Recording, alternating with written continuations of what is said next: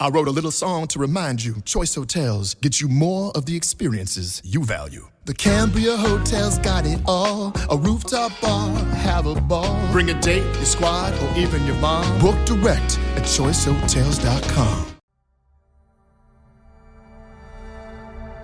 British Spy Stories Season 7 Rogue Assassin Episode 6.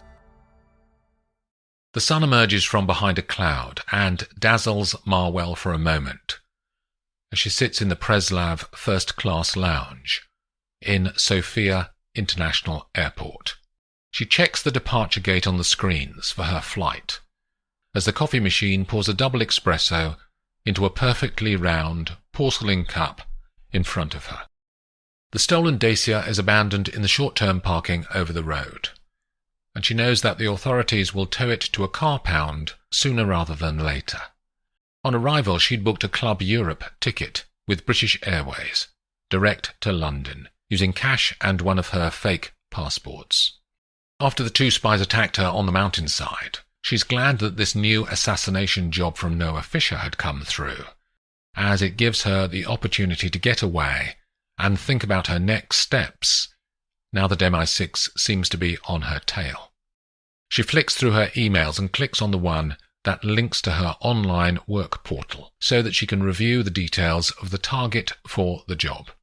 Noah has attached a briefing on the target, Cecily Keel, but the woman seems to have few distinguishing parts to her life.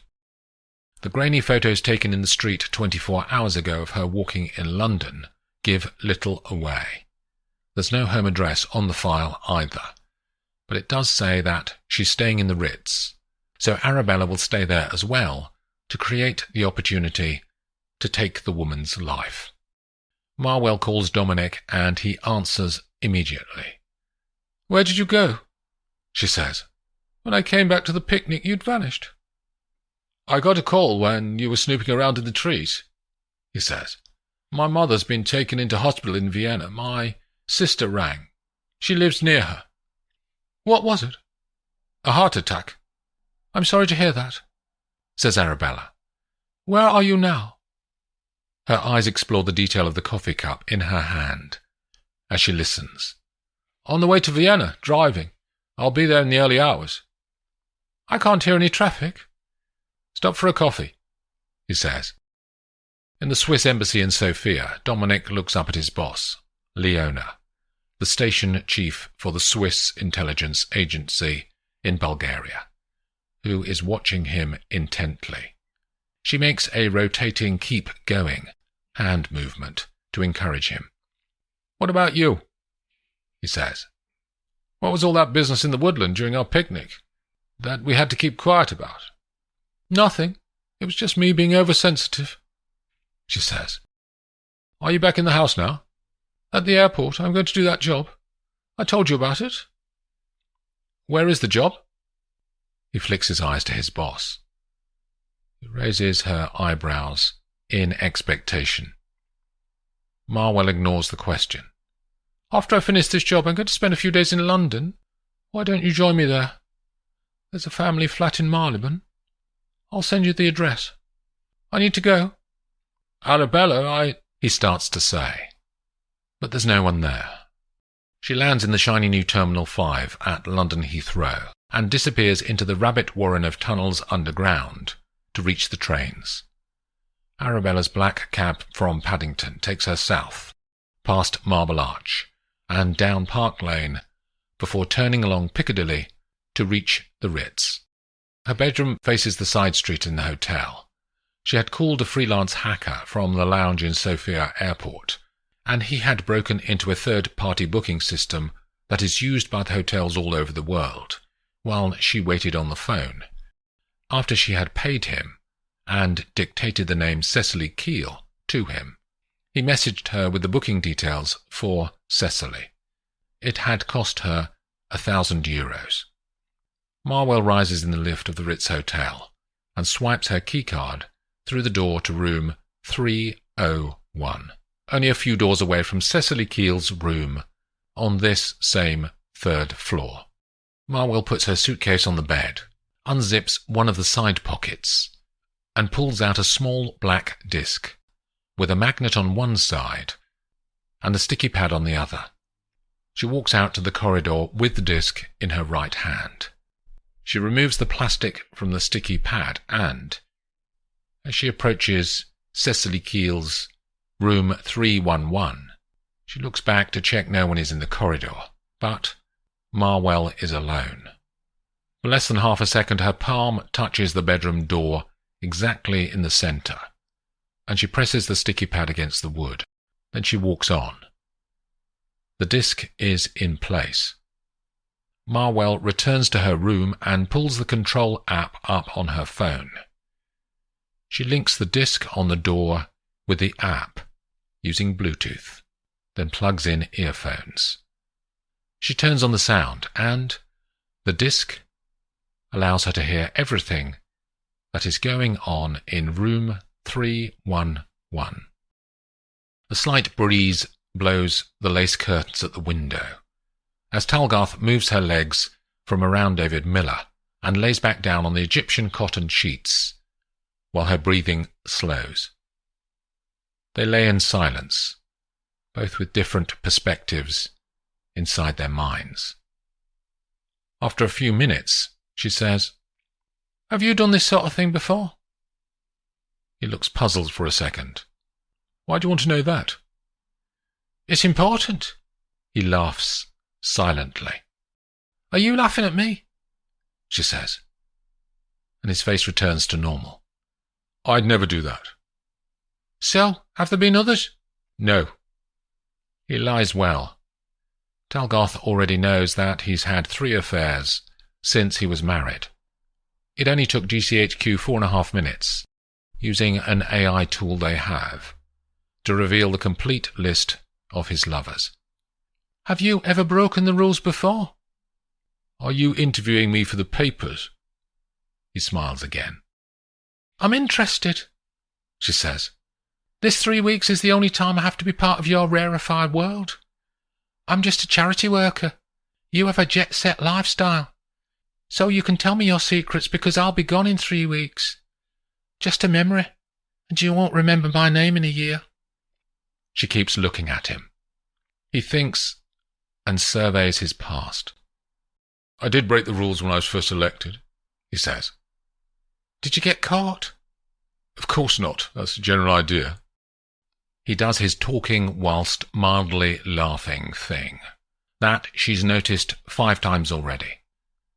"Why break the rules?" she says. He shakes his head slightly. "I don't know. Opportunity, I guess. It's offered to you. You know others do it." "Don't you worry about people finding out years later? Now that you're important?"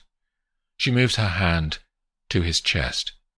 "Not at all," he says. "Everyone who knew anything about my rule-breaking back then was compromised too. We kept a close-knit group of people who knew about it. And I've got a few juicy things on those people too, just in case push becomes shove one day." "Has being in politics made you like this?" she says. "Like what?" "Protective inside your hard shell, and ready to attack all the time." He inspects the shape of her skin on her shoulder. "I don't want to be hurt, like anyone," he says. "It's just how it is. You play the game." "What's your wife like?" she says. And he smiles again. "You haven't slept with a married man before, have you?" "You should never ask that." His voice is gentler now. "Got you," she says, sitting up in bed. "You said you hadn't had an affair before. I'm just another notch on your bedpost, aren't I?" "Not at all." He sits up too, and turns to look directly at her. She can see that he's getting more intense as he speaks. "This space here, with just the 2 of us, that's what we have. It belongs only to us, no one else. You said it's only for 3 weeks, and that's right. An affair is like an oasis. You don't stay there for long."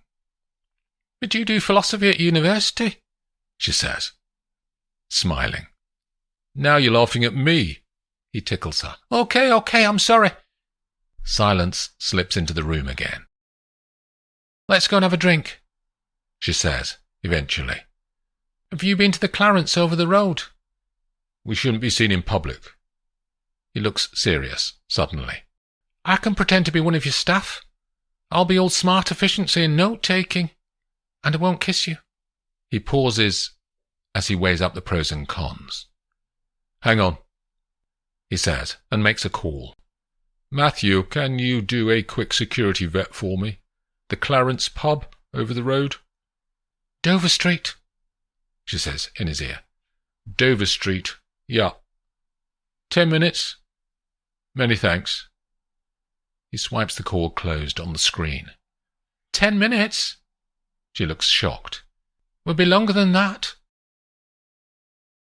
The fading light has been smothering Salzburg for an hour, when Noah Fisher pours himself a gin from the cut glass decanter that his father gave him. He waits for the crack of the ice cubes, then drowns it all in tonic. Far below him, the glimmer of the street lights starts to outline the roads that cut between the houses, beyond his plate glass windows, and behind him a member of his staff walks in from the hallway. Your guest has arrived, Herr Fisher? Noah doesn't move his eyes from the view. Bring him in, if you would. He waits in the light, then hears 2 sets of footsteps behind him. By the time he turns, the member of staff has gone again, back into the darkness of the corridors. Noah holds out his hand and walks across the oak flooring towards the man. Conrad Wolf is tall and handsome, with dark hair and darker eyes. He looks dapper as always, in a white shirt and a deep blue, handmade Cesare Attolini suit. They sit and discuss their various plans and projects as the leader and the second in command of Europe's 3rd largest drugs network. At 8 p.m. they walk to a square dining room in the far corner of the house that is completely glass-sided, with a round black table in the dead centre that can seat 12. They are served steak tartare and Chateauneuf-du-Pape. Noah looks at the other man. Let's talk about David Miller, he begins. I wanted to congratulate you on the robbery. Highly professional. I have contacts in the local police in that area, and it all seems to have gone off without a hitch. That's why we're in business together, Noah, says Conrad. We both know that success comes from excellent execution. They both smile at the pun, and Noah lifts the raw meat to his mouth. Of the people you bribed to get the information needed for the break-in, I hope they're all dead by now? All but one, says Conrad. All but one? Noah stops chewing. We've almost completed the task. The last man standing will be eradicated next week. Noah drinks a mouthful of wine. Elsa has told David Miller the good news that he can save his career for only 1 million British pounds, says Fisher. It cost us more than that to carry out the break-in, Noah. You know that. It doesn't sound like great business sense when your costs are higher than your income. This is only the first step. We're not stopping there. Miller controls the police and the border guards in the UK. We can pressurize him for a whole range of favours that will benefit our work there. He needs to be pushed and pushed and pushed. Knowing you, you'll have it all planned out, says Conrad. That's where you come in, says Noah. A man with your looks and who has had many women, I'm sure, including Miller's wife, I understand. Lauren, yes, years ago. We're on different sides of the fence now, says Conrad. She's a lawyer. I want to make Miller feel as though he has nowhere to turn, says Noah. He has a mistress, but we'll get rid of her. You should sleep with his wife again, for old time's sake. Noah raises his glass, and they chink them together. Then the sound of their laughter echoes around the plate glass walls, high up in the mountains. The Clarence pub on Dover Street is busy. Some of the clientele recognise David Miller when Matthew holds the door open for them and he walks in with Talgarth. The security man has managed to get a table for the 2 of them at the back of the pub, and Matthew gets their drinks order too, then perches on a tall stool nearby as the couple talk. When their glasses are nearly empty, the door opens from the street and Elsa Roth walks in. The man she employed to tail Miller had reported the Home Secretary's presence in this pub, and it provides an opportunity for her to remind the politician about her expectations. She walks past the table and, using her best acting skills, turns to Miller. "David, fancy seeing you here. Are you allowed out in the real world?" She makes a broad smile and looks at Talgarth. Matthew, the security man, is by Elsa's side within a second, but she continues and leans across to offer her hand to Talgarth. "I'm Helen Carter. David and I worked together when he was an up-and-coming junior minister in the Department of Transport." "I'm Cecily," says Talgarth, shaking the woman's hand. "It's okay, Matthew, thank you," says Miller, and the security man goes back to his bar stool. "Can I steal him for 2 minutes, Cecily?" says Elsa. "On the new policing bill, David?" She looks at each of them in turn. Miller's face wants to be both angry and scared, but he is experienced at not showing how he feels. He follows her 10 feet across the pub and turns his back on Talgarth so she can't read his lips. "What the bloody hell are you doing here?" he says. His eyes are burning, but Elsa remains light and smiley. "A reminder about our little arrangement, Mr. Home Secretary. We won't wait forever. I promised you that I'd keep in touch." "I've decided," he says. "You're getting nothing. I'm reporting this to the parliamentary authorities and the police. We'll get you arrested." "You're forgetting the evidence, David. $1 million to save your glittering career? That's nothing to you. I know how much you're worth." "I'm paying you nothing." "Don't do this." She looks genuinely concerned. "I don't want to see you destroyed. All for some silly bad decisions in your 20s. "Go to hell." He turns to Matthew and indicates to the man to ask the lady to leave. Then Miller resumes his seat. For a moment, he looks back at Elsa, as Matthew gets far too close to her to encourage her to move. She smiles at him across the pub and blows a kiss, then walks away, and Matthew follows her. When the security man returns, Miller stands again to talk to him. "A sensitive matter, Matthew." "Of course, sir. What can I do?" "That woman, Elsa Roth, her name is." "What do you want me to do, sir?"